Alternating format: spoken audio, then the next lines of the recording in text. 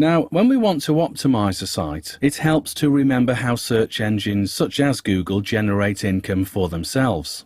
After all, despite presenting itself as one, Google isn't purely an altruistic service available for free. Yes, it's free for the user, but not necessarily for the website owner.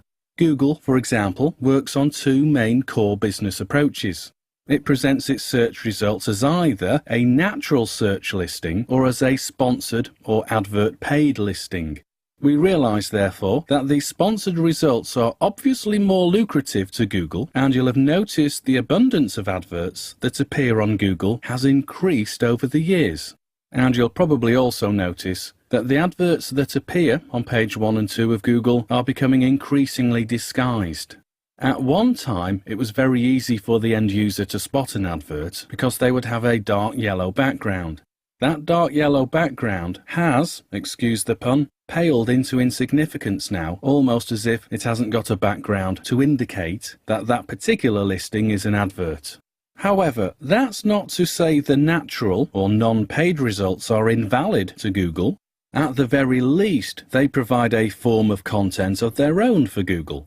If the only results available were paid adverts, Google knows that Joe Public wouldn't use Google all that much, because the only results on display would be there purely by the amount of money spent on a Google advert. Therefore, because Joe Public trusts the natural listings, then he or she will continue to use Google for their web searches, which of course means Google can now charge premiums to companies who do want to appear alongside the natural results on page 1 and 2 of Google's pages.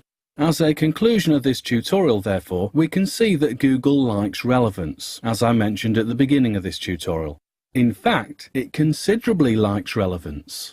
If Google's algorithms determines and finds your site to be relevant to the search term a user enters, then your site will be rewarded with a high page ranking. Okay, now we've discussed a couple of methods here how to make your site relevant to Google.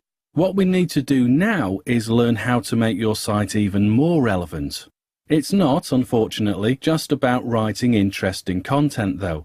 So let's move forward now to consider what else we can do to prepare our site to make it Google relevant, and as a consequence, an asset to Google, in that it will expose users searching for your site to see similar advert paid driven sites alongside yours.